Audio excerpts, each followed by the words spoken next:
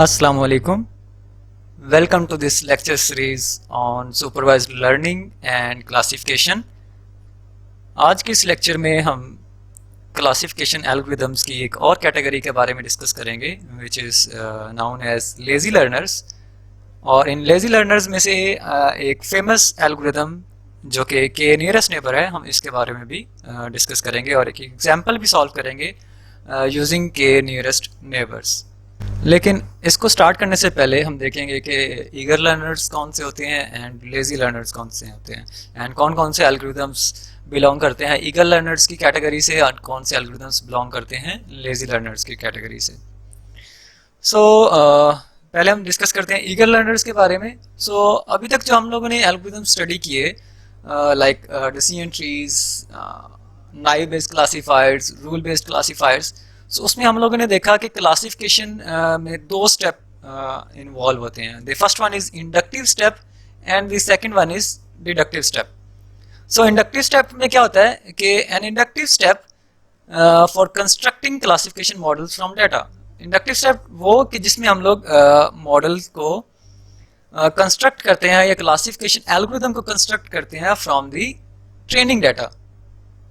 And the deductive step is कि जब model हमारा ट्रेन हो जाता है देन हम उसे जो अनसीन डाटा प्रोवाइड करते हैं और मॉडल उसकी जो क्लास प्रेडिक्ट करके बताता है उसे कहते हैं डिडक्टिव स्टेप। अभी तक जो भी हमने स्टडी किए एल्गोरिदम्स वो सारे इसी कैटेगरी से बिलोंग करते हैं। For decision tree, induction, rule based classifiers and the similar type of models, these models are constructed immediately after the training data is provided. Means कि जैसे ही हमारे पास ट्रेनिंग डाटा अवेलेबल होता है दीज टाइप ऑफ लर्नर्स उससे model को construct करना या उससे लर्निंग प्रोसेस को स्टार्ट कर देते हैं। मीन्स कि जैसे ही ट्रेनिंग सेट अवेलेबल होता है, ट्रेनिंग डाटा अवेलेबल हो, तो ये लर्निंग प्रोसेस को, ट्रेनिंग प्रोसेस को स्टार्ट कर देते हैं ईगर लर्नर्स, बिकॉज ये ईगर टू लर्न होते हैं, सीखने में जल्दी करते हैं, सीखने की चाहत होती है इनमें। इसलिए इनको कहते हैं कि these are eager learning algorithms. Such techniques are known as eager learners because they intend to learn the model as soon as possible once the training data is available. जैसे ही हमारे पास ट्रेनिंग डाटा अवेलेबल होता है ये learning process को start कर देते हैं। Eager learning, given a set of training tuples, construct a classification model before receiving new data to classify. Means कि ये टेस्ट डाटा सेट का वेट नहीं करते कि जब हमारे पास टेस्ट डाटा आएगा देन हम उसको क्लासीफाई करने के लिए सीखेंगे। नहीं, ये ऐसा नहीं करते, बल्कि जैसे ही इनको ट्रेनिंग डाटा मिलता है ये अपना लर्निंग प्रोसेस को स्टार्ट कर देते हैं। और फिर जब फ्यूचर में जब भी कभी टेस्ट डाटा सेट आता है तो चूंकि ये मॉडल्स पहले सीख चुके होते हैं तो उसको टेस्ट सैंपल को प्रेडिक्ट करके या उसको क्लासिफिकेशन उसकी कर देते हैं। We can think of the learned model as being ready and eager to classify previously unseen tuples। जैसा कि अभी बात की कि जिनके बारे में हमें पहले क्लास मालूम नहीं होती, उसकी आउटपुट गिवन नहीं होती, तो उनको ये जैसे ही वो हमारे पास डाटा टपल्स या सैंपल्स आते हैं उनको प्रेडिक्ट करने या उनको क्लासीफाई करने के लिए ये ऑलरेडी रेडी होते हैं एंड ईगर टू क्लासीफाई। उनको क्लास उनकी डिफाइन करने या उसको प्रेडिक्ट करने के लिए ये रेडी होते हैं। उसके बाद है हमारे पास लेजी लर्निंग। तो lazy learners delay the process of generalizing. Generalizing means classification और classifying the training data until it is needed to classify the unseen instances। इसका मतलब क्या है कि लेजी लर्नर्स वो लर्नर्स होते हैं जो कि उनके पास ट्रेनिंग डाटा चाहे अवेलेबल भी है लेकिन वो तब तक लर्निंग नहीं करते, ट्रेनिंग अपनी नहीं करते जब तक उनको कोई अनसीन सैंपल ना आ जाए कि इसको क्लासिफिकेशन इसकी करनी है। मीन्स कि जब तक अनसीन इंस्टेंसेस ना आ जाए टू क्लासीफाई तो तब तक वो अपना लर्निंग प्रोसेस स्टार्ट नहीं करते। लेजी लर्नर्स इनको इंस्टेंस बेस्ड लर्नर्स भी बोलते हैं, ये इंस्टेंस बेस्ड लर्निंग भी बोलते हैं क्योंकि ये तब काम करते हैं जब कोई इंस्टेंस अकर होता है। मीन्स कि कोई डाटा सैंपल आया जिसकी हमने क्लासीफाई करना है, ये तब लर्न करते हैं। They simply stores training data and waits until it is given a test tuple. जब तक इन्हें टेस्ट टपल प्रोवाइड नहीं किया जाता तब तक ये ट्रेनिंग डाटा के ऊपर कोई भी काम नहीं करते, ये सिर्फ उसको स्टोर कर लेते हैं। Okay, only when it sees that the test tuple does it perform generalisation to classify the tuple based on its similarity to the stored training data. जैसे इन्हें टेस्ट टपल मिलता है तो ये अपना जनरलाइजेशन या क्लासिफिकेशन प्रोसेस स्टार्ट करते हैं, और जो पहले उसकी ट्रेनिंग टपल्स में जो डाटा सेट स्टोर्ड होते हैं उनकी सिमिलरिटी के बेस के ऊपर टेस्ट टपल को क्लास असाइन कर देते हैं, बता देते हैं कि इसकी क्लास ये है। So compared with eager learning algorithms या eager learning methods, lazy learners do less work when training tuple is presented and vice versa it performs more work when making a classification or numeric prediction। इसका मतलब क्या है कि eager learners training time के ऊपर ज़्यादा time लगाते हैं, और जैसे ही उनको उन्होंने टेस्टिंग करनी होती है या क्लासिफिकेशन करनी होती है, क्योंकि वो पहले से रेडी होते हैं, ट्रेन होते हैं, तो वो क्लासिफिकेशन करके दे देते हैं। मीन्स कि वो ज़्यादा टाइम ट्रेनिंग के ऊपर लगाते हैं और कम टाइम टेस्टिंग के ऊपर। जबकि लेजी लर्नर में क्या है, बिल्कुल ऑपोजिट अप्रोच है कि ये ट्रेनिंग टाइम के ऊपर कोई टाइम नहीं लगाते। मीन्स कि इन्होंने जस्ट डाटा स्टोर करना है, और जब न्यू टपल आता है, अनसीन सैंपल आता है हमारे पास, तो जब उसको प्रेडिक्ट करना होता है, उसको टेस्ट करना होता है, उसको क्लासीफाई करना होता है, तब ये सारी प्रोसेसिंग स्टार्ट करते हैं।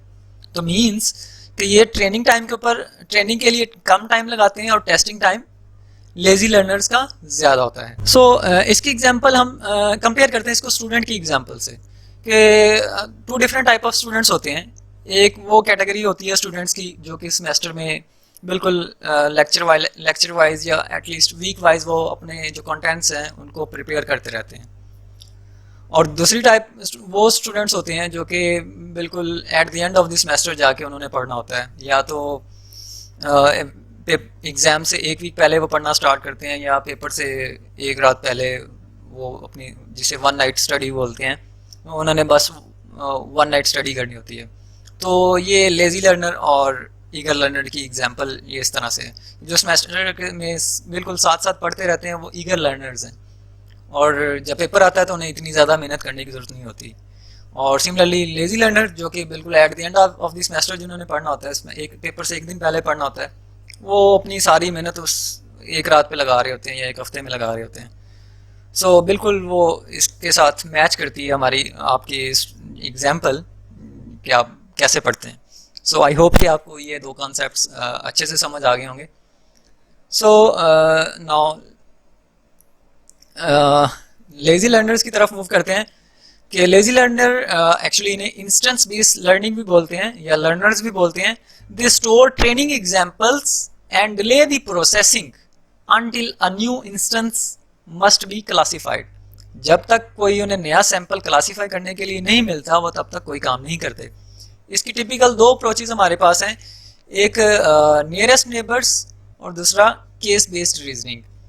सो नियरेस्ट नेबर्स क्लासीफाइड्स क्या हैं? This is an instance when instances represented as points in an equilibrium space. Equilibrium का आपको बहुत अच्छे से पता होगा, कैसी स्पेस जिसमें हम लोग पॉइंट्स के बीच में डिस्टेंस कंप्यूट करते हैं।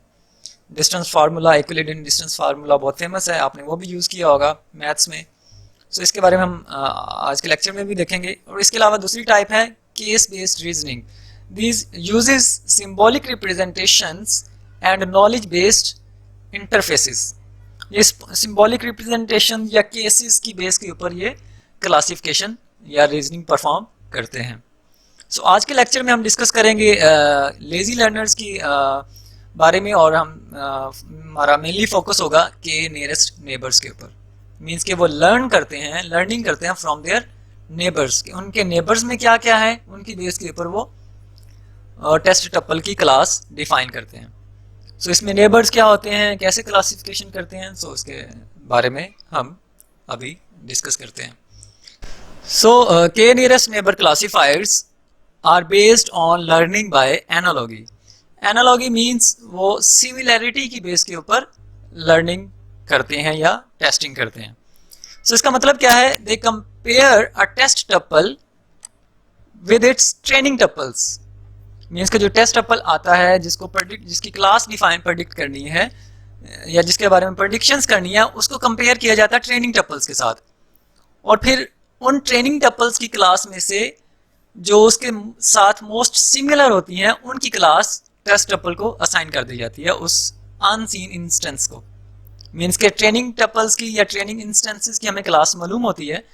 सो उन ट्रेनिंग टपल्स की क्लासेस जो कि वो ट्रेनिंग सैंपल जो कि सिमिलर होते हैं टेस्ट टपल से, उनकी क्लास भी टेस्ट टपल को असाइन कर दी जाती है।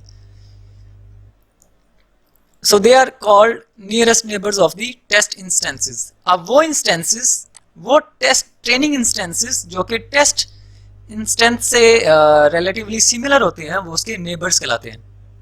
कि वो रोज कह लें, सिंपली रोज, रैकेट्स या एग्जांपल्स, वो रोज या वो ट्रेनिंग टपल्स जो कि सिमिलर हैं टेस्ट टपल के साथ, वो उसके नेबर कहलाते हैं। ओके और उन नेबर्स की क्लास ही उस टेस्ट टपल को असाइन की जाती है। So the test instance can then be classified according to the class label of its neighbors. वही बात, when given an unknown tuple, a k nearest neighbor classifier searches the pattern space for the k training tuples that are closest to the unknown tuple. अब जो nearest neighbor की हम लोगों ने बात की कि वो ट्रेनिंग टपल्स या वो ट्रेनिंग इंस्टेंसेस जो टेस्ट टपल के साथ रिलेटिवली सिमिलर होते हैं उसे नियरेस्ट नेबर कहते हैं। सो के एक फैक्टर है, के की वैल्यू हम लोग सेट करते हैं कि के की वैल्यू 2 है तो हम दो नेबर्स को जो क्लास होगी वो उसको टेस्ट टपल को असाइन करेंगे। अगर के की वैल्यू 3 है तो हम 3 नेबर्स को देखेंगे, मोस्ट सिमिलर नेबर्स को देखेंगे। 4 के की वैल्यू 4 है तो 4 मोस्ट सिमिलर ट्रेनिंग टपल्स को देख के उनमें से जो मेजॉरिटी क्लास होगी वो हम लोग टेस्ट टपल को असाइन कर देते हैं। सो ये ओवरऑल कंसेप्ट है के नियरेस्ट नेबर क्लासिफायर्स के पीछे। So these k training tuples are the k nearest neighbours of the unknown tuple. So example हमारे पास है, if it walks like a duck, quacks like a duck and looks like a duck, then it's probably a duck. Suppose हमारे पास कोई bird है या animal है, सो वो अगर डक की तरह वॉक करता है, उसकी तरह क्वैक करता है एंड उसी की तरह दिखता है, तो वो क्या होगा? प्रोबेबली डक ही होगा। सो मीन्स के यहाँ पे आपको चिकन दिखाया गया है, डक की डिफरेंट इमेजेस हैं। सो मोस्ट सिमिलर कौन सी हैं? 3 बिलोंग करती हैं, नियरेस्ट मोस्ट नियरेस्ट कौन से हैं? This one and this one.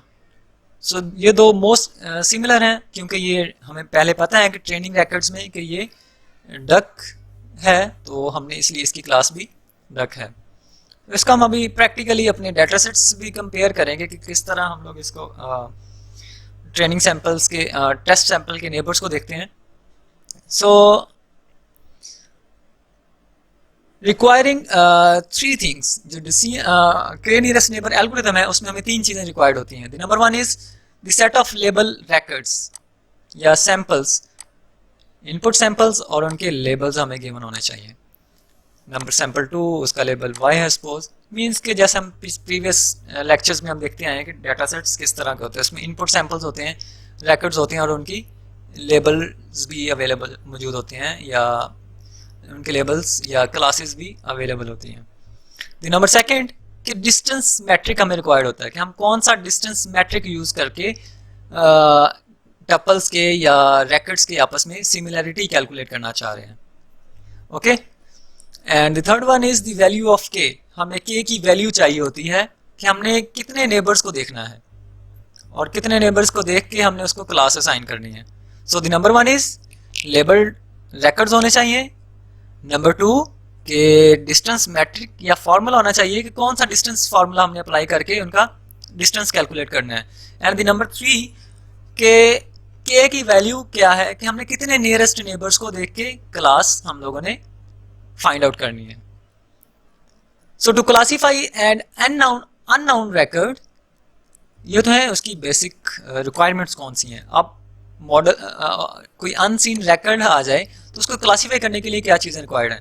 So to compute the distance to other training tuples या अदर ट्रेनिंग रैकेट्स, जैसे कोई अननोन रैकेट आता है उसका डिस्टेंस कैलकुलेट करना है फ्रॉम द ट्रेनिंग रैकेट्स। जितनी भी ट्रेनिंग रैकेट्स हैं हर एक के साथ उस अननोन रैकेट का हमने क्या करना है, डिस्टेंस कैलकुलेट करना है by using this distance metric. Then क्या करना है, आइडेंटिफाई के नियरेस्ट नेबर्स। जब डिस्टेंस कैलकुलेट कर लिया तब हमने के नियरेस्ट नेबर्स को देखना है। उसके बाद use class labels of the nearest neighbours to determine the class label of the unknown racket. कि जो अननाउन रैकेट है, अब जो उसके नेबर्स हमने कैलकुलेट किए, नेबर्स की क्लासेस हमें पहले पता है। अब उनमें से जो मेजॉरिटी क्लासेस हैं वो क्लास, जो मेजॉरिटी क्लास है वो हमने असाइन कर देनी है अननाउन रैकेट को। जैसा कि यहाँ पे डायग्राम में दिखाया गया है, ये एक डॉट अननोन सैंपल है, अनसीन सैंपल है या टेस्ट सैंपल कह लें। इसकी क्लास हमें गिवन नहीं है। बाकी कुछ सैंपल्स हमारे पास गिवन है जिनकी कुछ की क्लास यस है, कुछ की क्लास पॉजिटिव है और कुछ की क्लास नेगेटिव है। सो अब हमने के की वैल्यू सपोज 3 ली, के इज इक्वल टू 3 और डिस्टेंस हमने कैलकुलेट कर लिया। सो 3 मोस्ट सिमिलर नेबर्स हमने देखने हैं इस सैंपल के, वो यहाँ पे तीनों आ रहे हैं पॉजिटिव। तो इस अनसीन इंस्टेंस की क्लास क्या कंसीडर करेंगे हम लोग, जो कि मेजॉरिटी वोट्स हैं। मेजॉरिटी वोट्स क्या है, मेजॉरिटी क्लास कौन सी है, वो पॉजिटिव क्लास है। so, इस अनसीन इंस्टेंस की क्लास भी क्या होगी, पॉजिटिव होगी। इसी तरह हमारे पास इसको के नियरेस्ट नेबर हम लोग इसको क्लासिफिकेशन प्रॉब्लम के लिए भी यूज़ करते हैं और रिग्रेशन प्रॉब्लम के लिए भी यूज़ करते हैं। आपको आई होप के आइडिया होगा कि क्लासिफिकेशन मींस जब हमारे पास डिस्क्रीट वैल्यूड एट्रीब्यूट होता है क्लास एट्रीब्यूट, और रिग्रेशन हम लोग तब यूज़ करते हैं जब हमारे क्लास एट्रीब्यूट या टारगेट एट्रीब्यूट रियल वैल्यूड या न्यूमेरिकल एट्रीब्यूट होता है। So for classification or for discrete valued attributes, the unknown instance is assigned the most common class among its k nearest neighbors।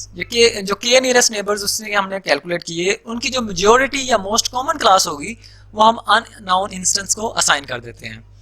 But for regression or numerical prediction, to return a real valued prediction for a given unknown tuple, उसके लिए हम लोग क्या करते हैं कि जो के नियरेस्ट नेबर हमने कैलकुलेट फाइंड किए होते हैं उन सब की एवरेज कैलकुलेट करके हम अननोन सैंपल को असाइन कर देते हैं। The classifier returns the average value of the real valued labels associated with the k nearest neighbor classifiers of the unknown k nearest neighbors of the unknown tuples। कि जो k nearest neighbors हैं उनकी जो values हैं उनकी average करके हम unknown tuple को असाइन कर देते हैं। सो दैट्स व्हाई ये K nearest neighbour classifiers as a classifiers भी यूज होते हैं और एज ए रिग्रेसर भी यूज किए जाते हैं। Now K nearest neighbour classifiers classify using the majority vote of the K closest training tuples. यहाँ पे हमने 1 एग्जाम्पल ली है, के की वैल्यू 1 ली है, तो इसकी ये हमारे पास कोई अनसीन टेस्ट ट्रिपल है। सो इसके नियरेस्ट नेबर 1 हम लोगों ने देखना है, तो वो जो 1 नियरेस्ट नेबर है वो माइनस है। सो इसकी क्लास भी क्या होगी, माइनस होगी। सिमिलरली इस सिनेरियो में क्या है, जब हम के की वैल्यू हम 2 ले रहे हैं तो इसमें एक सैंपल आ रहा है पॉजिटिव का और एक सैंपल आ रहा है नेगेटिव का। सो अब इस अननोन सैंपल की क्लास क्या होगी। अगर आपको कोई फर्दर रिक्वायरमेंट्स नहीं बताई गई तो आप इनमें से कोई भी क्लास असाइन कर सकते हैं। आप इस सैंपल को पॉजिटिव क्लास भी दे सकते हैं और नेगेटिव क्लास भी दे सकते हैं। मींस कि जब टाई आ रहा है सो आप कोई भी क्लास असाइन कर सकते हैं। लेकिन मोस्ट ऑफ द सिनेरियोज इसमें वेटेड डिस्टेंस की टर्म यूज की जाती है। वेटेड डिस्टेंस मींस कि जितना डिस्टेंस कम है, लाइक इसमें प्लस का डिस्टेंस ज्यादा है, नेगेटिव का डिस्टेंस कम है, सो वेटेड अगर डिस्टेंस कैलकुलेट करें तो नेगेटिव क्लास इसके करीब 3 आ रही है, इसका वेट बहुत ज्यादा है एज कम्पेयर टू प्लस, सो इसकी क्लास माइनस होगी।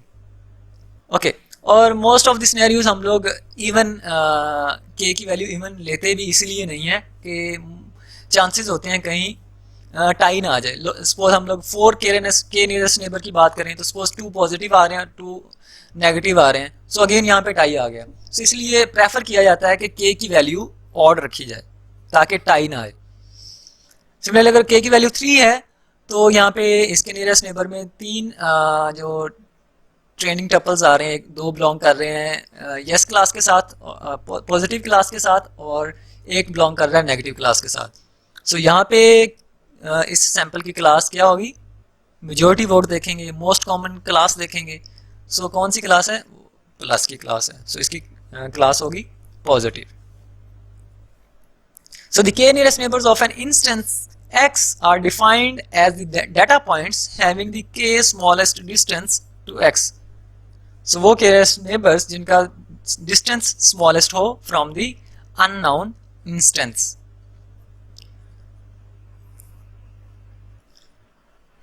So k nearest neighbor classifiers इसमें जो distance metric use करते हैं या closeness जो measure की जाती है वो using distance metric use की जाती है।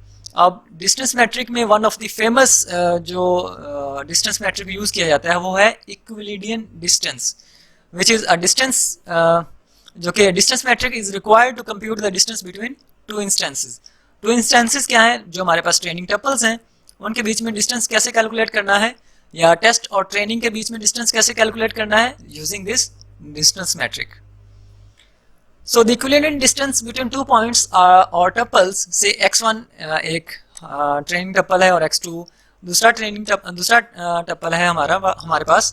So ये equivalent distance कैसे कैलकुलेट करते हैं कि हमारे पास दो टपल्स अवेलेबल है x1 एंड x2। तो उसके लिए फॉर्मूला अवेलेबल है हमारे पास कि पहले सैंपल का पहला एट्रीब्यूट उसमें से माइनस करेंगे सेकेंड एट्रीब्यूट का पहला एट्रीब्यूट और उसका स्क्वायर ले करके प्लस करेंगे, देन फर्स्ट टपल का second point minus second tuple का सेकंड एट्रीब्यूट की वैल्यू को माइनस करके स्क्वायर करेंगे, एंड जितने भी एट्रीब्यूट्स हैं हर सैंपल के उनको माइनस करके स्क्वायर करके उन सबको ऐड करेंगे और उनका स्क्वायर रूट लेंगे, तो हमारे पास उसका दोनों पॉइंट्स के बीच में, दो सैंपल्स के बीच में हमारे पास डिस्टेंस आ जाएगा। सो अगर वेटेड डिस्टेंस करना है तो उसको w is equal to 1/d² करते हैं, मीन्स कि ये जो डिस्टेंस आएगा हमारे पास इसको 1/d² कर देंगे तो वो उसका वेटेड डिस्टेंस हो जाता है। Weight the vote according to the distance, कि हम जैसे जैसे डिस्टेंस ज़्यादा होगा उसका वेट कम होता जाएगा, और जिसका वेट ज़्यादा होगा उसको हम लोग प्रायोरिटी ज़्यादा देते हैं। ओके,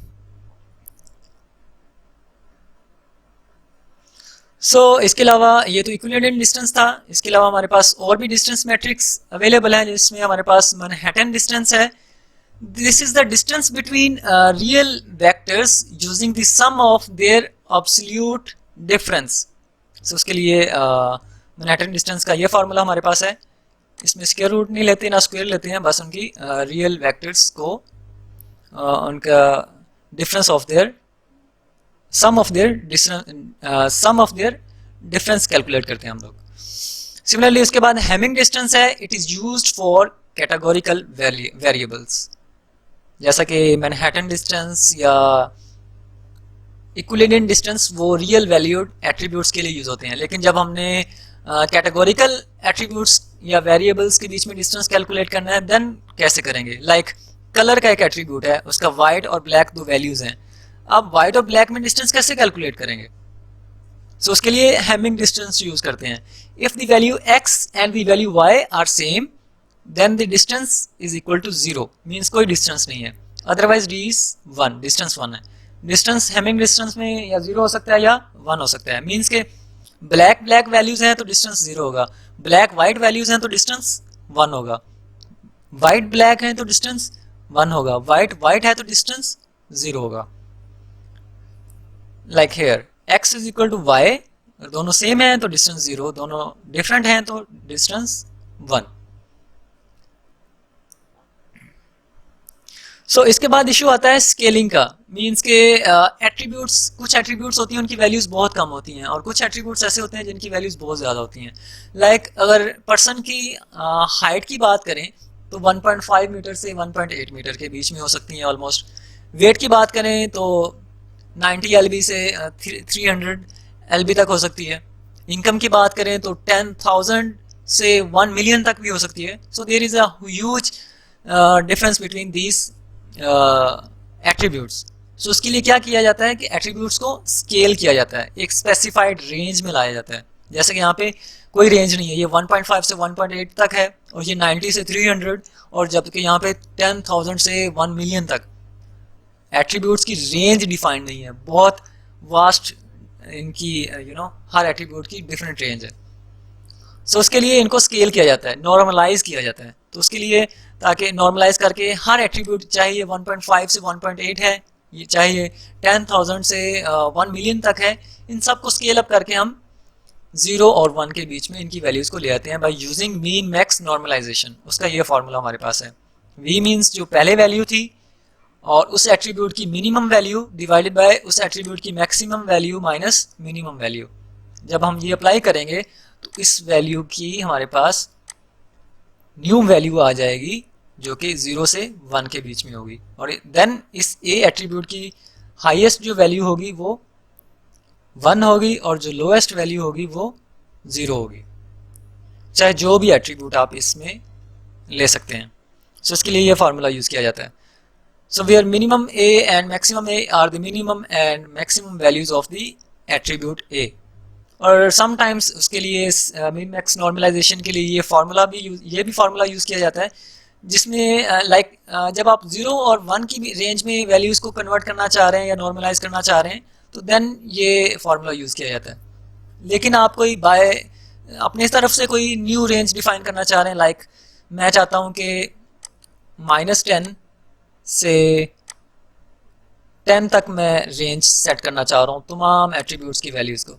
सो देन मैं न्यू मैक्स लेता हूँ और न्यू मिन लेता हूँ। न्यू मैक्स मेरा 10 होगा और न्यू मिन मेरा -10 होगा।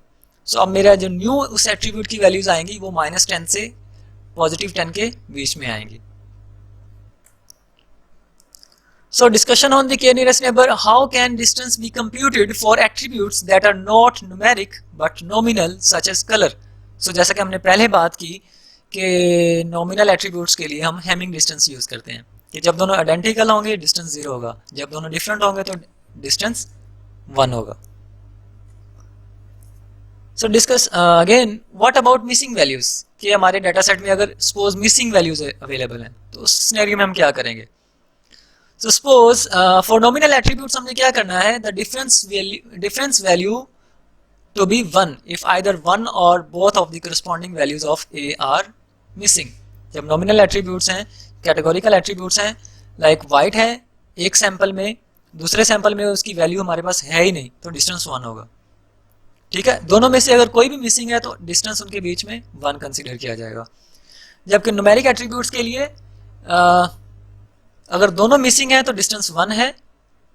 For both tuples x1 and x2 then value 1 होगी। Otherwise if only one value is missing and the other is present and normalise then we can take the difference to be either 1 - 0 और 0 - 1 - v dash और 0 - v dash उसकी normalised value.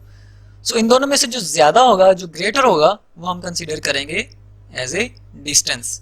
Means के उसका इस value का difference हम 1 में से भी लेंगे और 0 से भी लेंगे, जो डिफरेंस ज्यादा होगा वो चूज करेंगे हम लोग। Okay, so then choosing the value of k की वैल्यू कैसे चूज करनी है। अगर हम k की वैल्यू बहुत स्मॉल रखें तो classifier is sensitive to noisy points. Possibility हो सकती है कि जो हम उसके नेबर में जो वैल्यू आ रही है माइट भी वो नॉइजी टपल हो। ट्रेनिंग सैंपल में जो टपल पड़ा था वो माइट भी नॉइजी हो, तो जो न्यू टेस्ट टपल है उसको भी नॉइजी टपल की क्लास असाइन हो जाएगी। सिमिलरली अगर हम लोग k की वैल्यू बहुत ज़्यादा रखते हैं तो बहुत कंप्यूटेशनली भी इंटेंसिव हो जाता है और उसके नेबर्स में भी अननेसेसरी नेबर्स भी इंक्लूड हो जाते हैं। ओके, नेबर में include points from the other classes, जैसा कि यहाँ पे एग्जांपल में दिखाया गया है। अगर हम लोग जैसे कि हमने k की वैल्यू बहुत ज़्यादा रख ली, तो हालांकि हम k की वैल्यू अगर 5 रखते हो तो हमारी इसकी क्लास पॉजिटिव आनी थी, लेकिन चूंकि हमने k की वैल्यू बहुत ज़्यादा रख ली है तो इसकी क्लास अब चूंकि नेगेटिव की टपल ज़्यादा हो गए हैं, सो इस टेस्ट सैंपल की क्लास नेगेटिव होगी, क्योंकि नेबर्स बहुत ज़्यादा हम लोगों ने कंसीडर कर लिए। लेकिन अगर मैं नेबर की वैल्यू 1 रखूं और सपोज यहाँ पे एक माइनस टपल पड़ा हुआ है, सो अब इसका डिस्टेंस सबसे कम इसके साथ होगा और इसकी क्लास माइनस होगी। सो ये के बहुत स्मॉल रखा हमने, सो इसको एक नॉइजी इसका सैंपल की टपल की क्लास असाइन कर दी गई। लेकिन सो इसलिए के की वैल्यू एक अप्रोप्रिएट चूज की जाती है और उसके लिए हम लोग के की वैल्यू चूज करते हैं 1 to n। एन को स्पेसिफाई कर लेते हैं कि 1 to 10 तक चेक करें और जो मोस्ट सूटेबल जिसके रिजल्ट्स आ रहे हैं वो के की वैल्यू फाइनल करें। लाइक एक बार 1 के लिए चेक करें, फिर 2 के लिए, फिर 3 के लिए, फिर 5 के लिए एंड अप टू 10। सो जो मोस्ट जिस पे के नियरेस्ट नेबर की एक्यूरेसी सबसे ज़्यादा आ रही है, सो वो के की वैल्यू चूज कर ली जाती है उस स्पेसिफिक प्रॉब्लम के लिए। So how can we determine a good value for k, the number of the neighbors? So again वही बात, this can be done or determined experimentally. Starting with k is equal to 1, we use a test set to estimate the error rate of the classifier. This process can be repeated each time by incrementing the value of k to allow for one more neighbor. So the k value that gives the minimum error rate may be selected. So 1 to n जो हमने choose किया, जो हमने test किया, उनमें से सबसे कम जिसके ऊपर एरर रेट आ रहा है वो हम k की वैल्यू सिलेक्ट कर लेते हैं।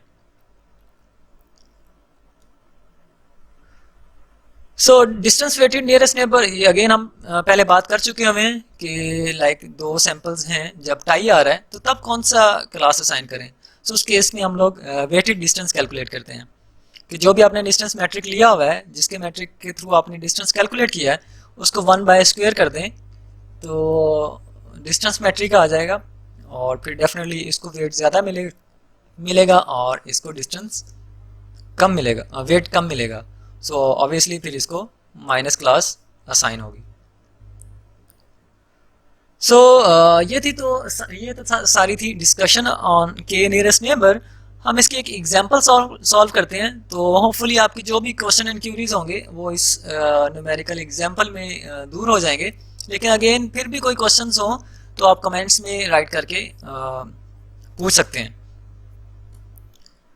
So we have a data from questionnaires, survey and objective testing with two attributes. One is x1, which is acid durability, and the second attribute is the strength to classify whether a special paper tissue is good or not. Good or not is the class of the tissue और this data set। हमारे पास ये data set available है। Actually एक company है जो कि tissue paper बनाती है, उसमें उसने डिफरेंट उसने उसके दो एट्रीब्यूट्स रखे हैं। एक x1 जो कि एसिड ड्यूरेबिलिटी है, दूसरा ड्यूरेबिलिटी है first one, and second is strength of the paper. And फिर उनके अगेंस्ट उसकी एक क्लास है कि वो टिश्यू पेपर गुड क्वालिटी का है या बैड क्वालिटी का है। सो कंपनी ने कुछ क्वेश्चनियर्स फिल करवाए उसके अपने यूजर से और उन्होंने बताया कि अकॉर्डिंग टू दैट क्वेश्चनियर या सर्वे कि अगर उसकी किसी टिश्यू पेपर की एसिड ड्यूरेबिलिटी 7 है और उसकी स्ट्रेंथ 7 है तो वो टिश्यू पेपर बैड क्वालिटी का है। सिमिलरली अगर उसकी एसिड ड्यूरेबिलिटी 7 है एंड उसकी स्ट्रेंथ 4 है तो देन वो जो टिश्यू पेपर है वो भी बैड क्वालिटी का है। सिमिलरली अगर acid durability and strength 3 and 4 respectively हैं तो वो टिश्यू पेपर गुड क्वालिटी का होगा, एंड सिमिलरली फॉर 1 and 4 वो भी गुड क्वालिटी का होगा। लेकिन कंपनी एक न्यू टिश्यू पेपर बनाती है और उसकी क्वालिटी, उसकी कैरेक्टरिस्टिक्स चेंज कर देती है। मीन्स कि उसमें उसकी एसिड ड्यूरेबिलिटी 3 है एंड उसकी पेपर जो स्ट्रेंथ है वो 7 है। सो कंपनी अब क्वेश्चनियर नहीं करवाना चाहती क्योंकि क्वेश्चनियर पे काफ़ी उसकी इन्वेस्टमेंट होती है, तो कंपनी चाहती है डाटा माइनिंग अप्लाई करते हुए वो इसको देखना चाहती है कि ये जो टिश्यू पेपर है वो उसकी जो कम्युनिटी है, जो उसके यूज़र्स हैं वो उसे पसंद करेंगे या नहीं करेंगे। मीन्स कि वो गुड क्वालिटी का होगा या बैड क्वालिटी का होगा। सो हम विदाउट क्वेश्चनियर हम ये यूजिंग डेटा माइनिंग हम ये देखना चाहते हैं कि ये इस पेपर की क्वालिटी गुड है या बैड है by using K nearest neighbour. जैसा कि ये हमारे पास ट्रेनिंग टपल्स अवेलेबल हैं, ये हमारे पास टेस्ट टपल है, हम इसको क्लासीफाई करना चाह रहे हैं।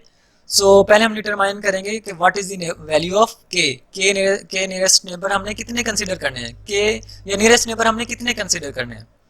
सपोज हमने के की वैल्यू ले ली 3। So then calculate the distance between the query instance, जो टेस्ट इंस्टेंस है हमारे पास, उसका हमने डिस्टेंस कैलकुलेट करना है हर ट्रेनिंग टपल के साथ या ट्रेनिंग सैंपल के साथ बाय यूजिंग दिस फार्मूला। आपको इक्विवेलेंट डिस्टेंस भी कहा जा सकता है, आपको हैमिंग डिस्टेंस भी कहा जा सकता है, आपको मैनहट्टन डिस्टेंस भी कहा जा सकता है अगर फार्मूला नहीं गिवन तो। लेकिन यहाँ पे आपको फार्मूला गिवन है तो आप ये फार्मूला अप्लाई करेंगे। ओके, इसको यूज़ करते हुए मैंने यहाँ पे एक न्यू कॉलम बना लिया। यहाँ पे आप देख सकते हैं कि मैंने यहाँ पे कैलकुलेशंस को सिंप्लीफाई करने के लिए यहाँ पे स्क्वायर रूट वाली टर्म यूज़ नहीं की, लेकिन आप लोग करेंगे। मैं just in order to make calculation simple मैंने ये काम किया। मैंने ये स्क्वायर रूट यूज़ नहीं किया। अगर हम डिस्टेंस कैलकुलेट करें इस इंस्टेंस का इसके साथ तो 7 माइनस 3 स्क्वायर, और इसका अगेन इसके दूसरे एट्रीब्यूट के साथ कैलकुलेट करें तो 7 माइनस 7 स्क्वायर। आंसर हमारे पास आ रहा है 16। सिमिलरली फिर इसका डिस्टेंस कैलकुलेट करें सेकेंड टपल के साथ तो 7 minus 3 square and 4 minus 7 square, इसका आंसर आ रहा है 25। देन टेस्ट टपल का डिस्टेंस कैलकुलेट करें थर्ड टपल के साथ तो 3 minus 3 square and 4 minus 7 square, तो डिस्टेंस आ रहा है 9। And similarly for last tuple 3 minus 1 minus 3 square and 7 minus 4 minus 7 square, और इसका डिस्टेंस आ रहा है 13। ये तो हमने क्या काम किया कि हमने टेस्ट टपल का डिस्टेंस कैलकुलेट कर लिया तमाम ट्रेनिंग टपल्स के साथ। देन हमारा नेक्स्ट स्टेप क्या है कि हमने के नियरेस्ट नेबर्स देखने हैं। हमने रैंक कर लिया इनको कि ये क्लोजेस्ट नेबर है, देन क्लोजेस्ट ये है, एंड देन क्लोजेस्ट ये है, and this fourth closest neighbour. According to their distance हमने उन्हें रैंक कर लिया। चूंकि वैल्यू हमारे पास के की 3 है, हम पहले 3 के नियरेस्ट नेबर्स की क्लासेस को देखेंगे। हमने इसकी क्लास नहीं कंसीडर की। पहले नियरेस्ट नेबर की क्लास गुड है, दूसरे की भी गुड है, और तीसरे की बैड है। इसकी क्लास क्या होगी? जैसा कि हमने कहा था कि मोस्ट कॉमन क्लास देखेंगे के नियरेस्ट नेबर की। तो मोस्ट कॉमन कौन सी है? 2 बार गुड आ रहा है और 1 बार बैड आ रहा है, तो मेजॉरिटी क्लास कौन सी है? गुड की। इसकी क्लास भी, इस ट्रेनिंग टेस्ट टपल की क्लास क्या होगी? गुड। ओके, तो ये एक सिंपलेस्ट सा एल्गोरिथम था, और इसकी एग्जांपल भी हम लोगों ने सॉल्व की, which is very easy. Now आपके लिए एक असाइनमेंट है कि आपके पास ये एक डाटा सेट है, आपने 3 नियरेस्ट नेबर कंसीडर करने हैं, और कस्टमर्स की कुछ age, income and credit cards है या नहीं है, उसकी वैल्यूज़ हमारे पास हैं, और रिस्पॉन्स हमारे पास है येस एंड नो। और आपने लास्ट जो डेबिट कस्टमर है उसका रिस्पॉन्स आपने फाइंड करना है कि either its response will be yes और नो। आपने ये काम करना है using K nearest neighbour. This is all about K nearest neighbour and lazy learners. अगर आपके कोई क्वेश्चंस हैं तो आप पूछ सकते हैं in comments, and that's it. अल्लाह हाफिज़।